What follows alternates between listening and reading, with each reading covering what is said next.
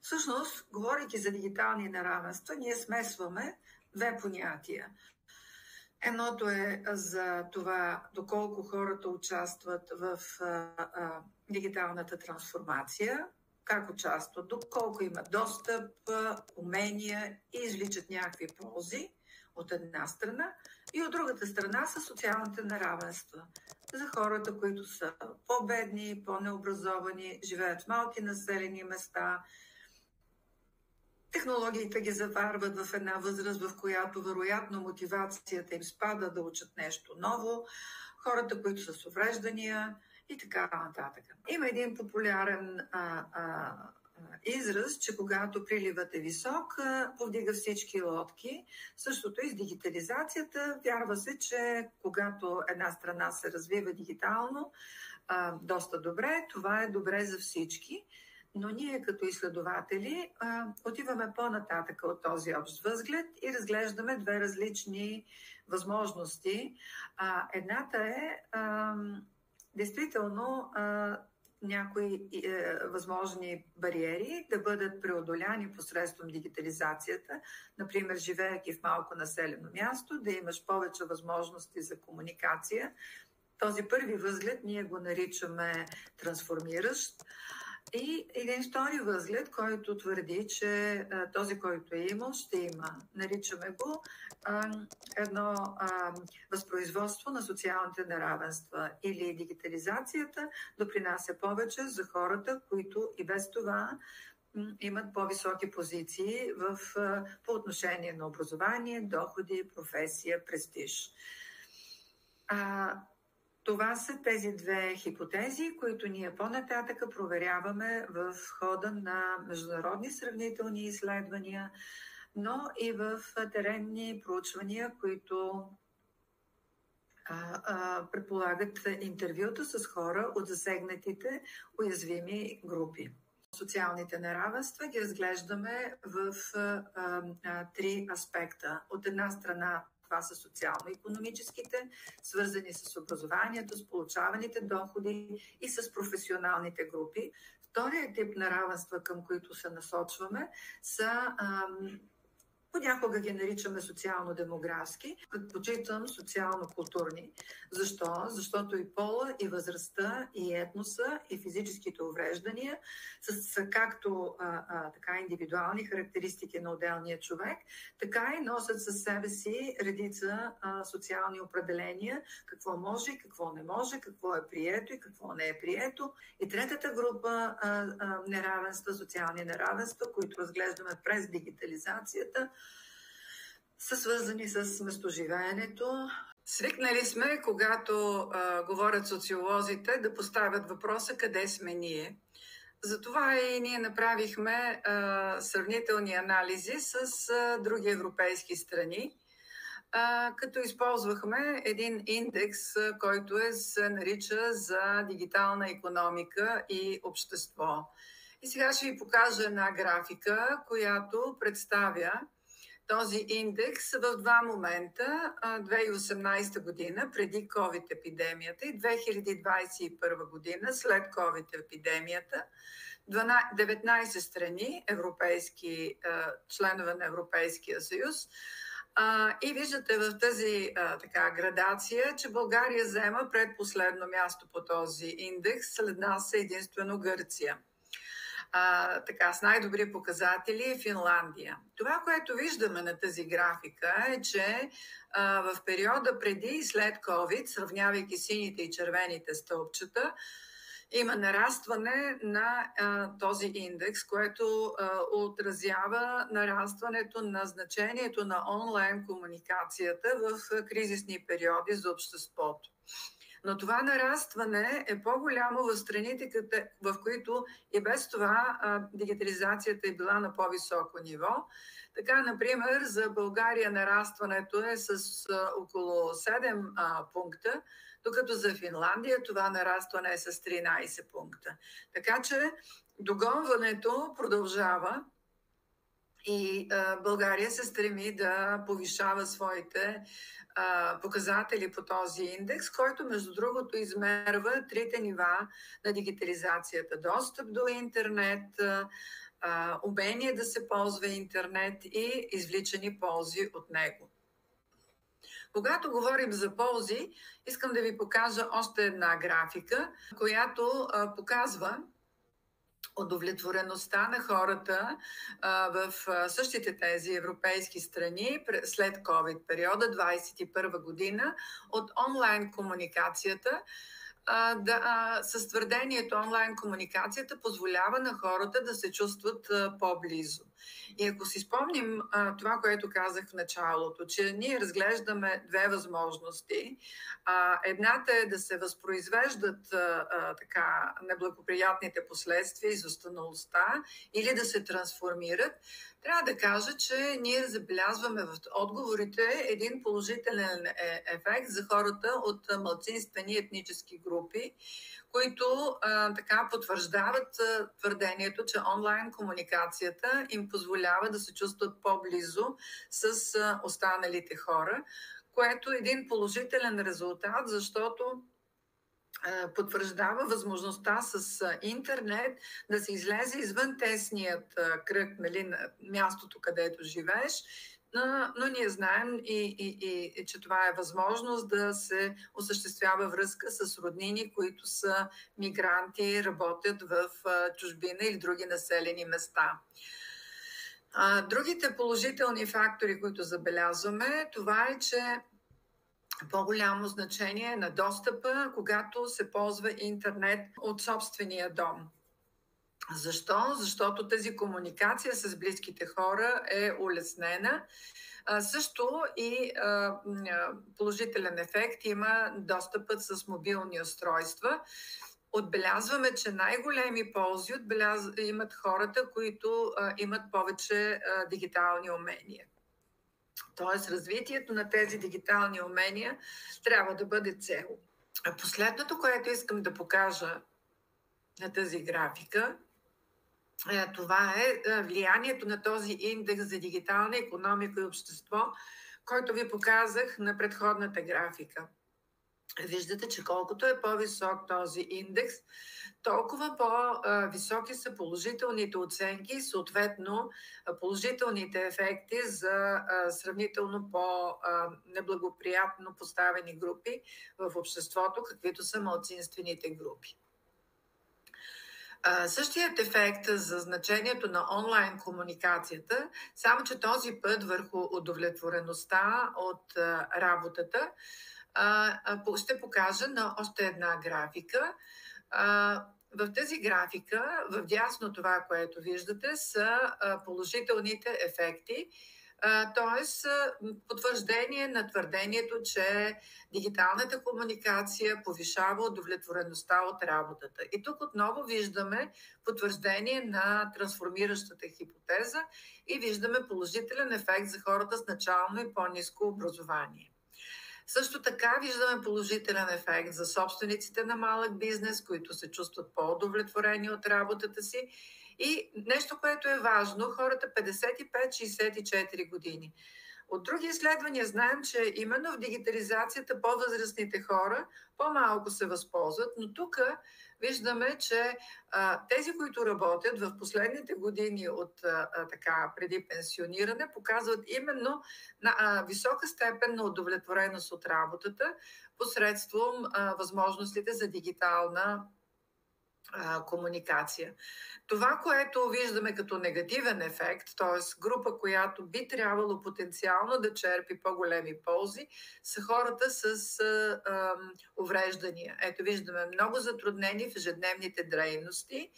За съжаление, те не черпят тези положителни ефекти, които би следвало хората с увреждания да могат да ползват през онлайн комуникацията. И по-нататък ние направихме интервюта с хора с зрителни увреждания и видяхме, че те наистина могат да се възползват и от гласова поща, и от ползването на интернет, но за това им трябват специални устройства, които са недостъпни в случай, че през програмите за социално подпомагане не се поеме тяхното финансиране. Направихме в хода на проекта проучвания в села, за да видим какъв е ефекта от дигитализацията, като търсихме целенасочено положителни примери за трансформиращата теза, че дигитализацията помага. Такива примери намерихме в село Розено, в училище, в което има значителен дял на ученици от етнически малцинствени групи, но пък с инициативата на ръководството на училището и на учителите в него се развиват STEM кабинети и иновативни форми на преподаване по природни науки, математика и технологии. От тази година в нашето училище изградихме STEM център, в който съществуват 3 кабинета, STEM кабинета, природни науки, кабинет по компютърно моделиране, информационни технологии и математика и 3D прототипиране и кабинет за млади изследователи за учениците от начален етап. Мнението на колегите е, че тези кабинети им помагат в обучителния процес, защото не ползват само бяла дъска, а могат да ползват електронните ресурси, които имаме вече в училище. Във всяка една стая имаме такава електронна дъска.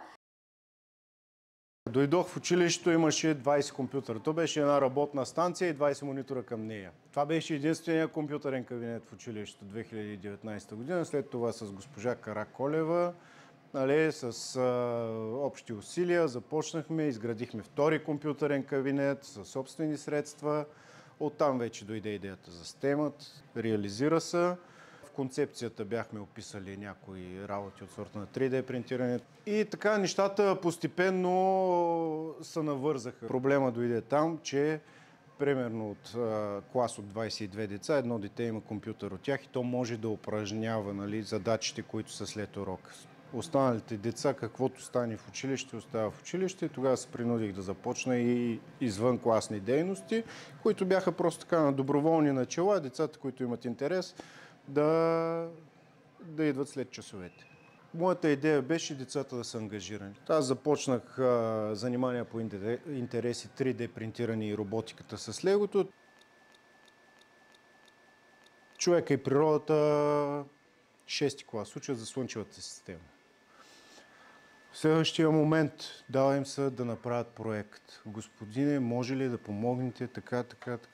Да, няма проблем. Започваме, създаваме сфери, едното ще е Слънцето, отделно планетите, така нататък.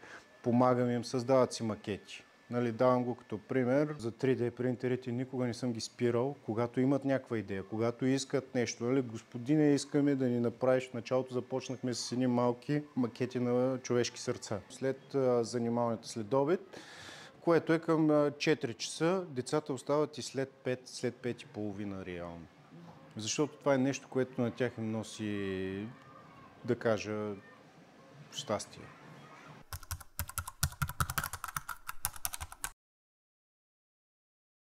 Когато говорим за дигитални неравенства, често се фокусираме върху теми, свързани с дигитални технологии, интернет, дигитални умения. По-рядко си задаваме въпроса, кои групи в обществото остават най-назад в този процес. В България една от общностите, която системно изостава извън обхватът на дигиталните политики и възможности, това е ромската етническа общност. В рамките на настоящият проект бяха проведени серия от дълбочинни интервюта, фокус групови дискусии и кейс стъди, като в резултат на теренната работа се натъкнахме на редица бариери, които възпрепятстват именно представителите на ромската общност да излязат извън групата на дигитално уязвимите. На първо място това са инфраструктурните бариери.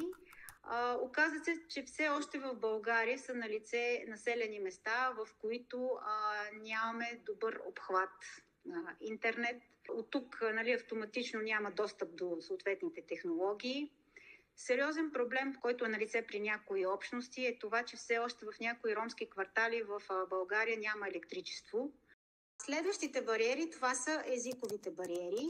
За голяма част от представителите на ромската общност български език не е майчин, което значително затруднява употребата на различни интернет платформи, написани на недостатъчно ясен и прост език, което съответно затруднява и потребителите, които са с ниска степен на образование, да ги употребяват. Следващите бариери, това са бариери свързани с грамотността и уменията. За голяма част от представителите на ромската общност, проучванията на терен показаха, че те притежават предимно базови умения, свързани с това да си комуникират с близки, приятели, роднини в страната и в чужбина. Следващите бариери, на които се натъкна екипа, това са мотивационните бариери. Оказва се, че представителите на ромската общност, в зависимост от степента на образование, по различен начин са мотивирани да използват тези технологии. Ако при нискообразованите мотивацията е на едно значително ниско ниво, то при по-високо образованите вече мотивацията е за самосъвършенстване. Следващите бариери, това са икономическите бариери. Оказа се, че при част от представителите от ромската общност все още бедността е проблем. Така че голяма част от домакинствата нямат възможност да си купят домашен компютър или таблет, което значително затруднява отново достъпът и работата им с дигитални технологии. Друг вид бариера, това са културните бариери, които също могат да играят значителна роля в създаването и поддържането на цифрово разделение. При някои представители на ромската общност, изповядващи ислама, конкретно за момичетата не се позволява прекалената употреба на смартфони и работа с интернет, от гледна точка на намаляване на ранните бракове и създаване на социални контакти извън общността. В заключение може да кажем, че дигиталните неравенства по етническа линия не са технологичен проблем. Те по-скоро са въпрос на равноправие, на социална справедливост и на едно човешко достоинство. Регионалните неравенства и дисбалансите в развитието на регионите и отделните населени места в България е сериозен социологически проблем. В проекта Дигитални неравенства изследователският ни екип се фокусира върху този проблем, а именно как дигитализацията променя регионалното развитие, какви бариери и възможности тя създава пред хората в отделните населени места, в регионите, пред социалните актьори и организациите по места.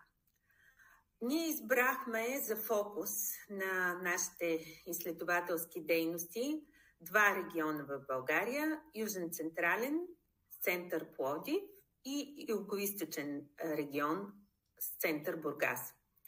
Използвахме социологическия метод изследване на случаи, case study, и искахме да свържем анализа на личностните и груповите различия с изследването на връзките между населените места, за да покажем как дигитализацията може да намали регионалните неравенства и диспропорциите в развитието на отделните региони в България. И всъщност ние установихме разлика в пазарните условия между София и населените места, които бяха обект на нашите изследователски дейности. Предприемачите посочваха, че фирмите в София лесно привличат и особено задържат IT кадри, докато в Бургас това, например, е проблем. Често чувахме от предприемачите в нашите интервюта, София е мека на IT индустрията и много таланти напускат регионите, за да се отправят към София или пък да емигрират в чужбина. Констатирахме също липса на фирмени обучения в малките компании. Много малки предприятия извън София, особено тези с до 10 служители, нямат ресурс да организират собствени обучения и очакват специализирани курсове да се проведат в София или пък да бъдат предоставени от големи доставчици или IT партньори. Изобщо проблемът с квалифицираният персонал, особено в сферата на информационните и комуникационни технологии, е един от важните източници на проблеми, на неравенства в регионите и в населените места извън София. Ние установихме, идентифицирахме в нашите изследователски дейности инструменти, които дават възможност за това регионално обновяване, което се случва благодарение на дигитализацията. Такива са, например, информационните центрове. Такива са хъбовете за информационни, комуникационни технологии. Такива са университетите. Ролята, например, на областния информационен център в Бургас е ключова. Той се явява централна точка в регионалната цифрова екосистема. Тоест, чрез собствени платформи, социални мрежи, собствени радиопредавания и събития, центърът превежда сложната европейска информация, сложната европейска терминология на достъпен език, на достъпен за гражданите език и координира кампании и насърчава достъпа до европейските програми, но и всъщност до сложния начин, по който може да имаме, да достигнем до европейското финансиране. Ето защо това са ключови елементи на регионалните иновационни системи. Регионалната иновационна система е също така концепция в социологическата теория, която показва, че устойчивото усвояване на технологии и привличането на инвестиции изискват партньорства между университетите, изследователските центрове, бизнесите и местната власт. Тоест, по този начин се изграждат учещи се региони, които имат обща култура и споделят знанията помежду си. Това, което представлява за тях собствено институционално знание, те създават възможност за свързаност с други и по този начин се увеличава потенциала на региона за инвестиции и за регионално развитие. Това, което показахме в настоящото кратко видео, като резултати от нашата работа, изцяло присъства в издадената от нас книга в университетското издателство на Софийския университет Климент Охридски. Това е книгата «Дигитални неравенства», в която включихме 17 различни теми и автори, които са от различни университети в България. Софийски университет, Университета за национално и световно стопанство. Най-много автори има от Българска академия на науките, от Института по философия и социология, но и от Института за изследване на населението и човека. Освен това, в книгата могат да бъдат намерени и 2 статии от автори от университети в Германия и 1 статия от Киргизстан. Като цяло, тази книга дава така широка палитра от теми, които са разгледани, с което искаме да провокираме вашия интерес и, разбира се, един по-широк диалог, както в средите на изследователите, на преподавателите, така и на работещите в държавната администрация и на законодателите, от които зависи развитието на нормативната база, така че уязвимите групи да получават необходимото допълнително обучение, допълнителните помощни средства, за да може да се увеличи дигиталната включеност и участие. Диалогът продължава.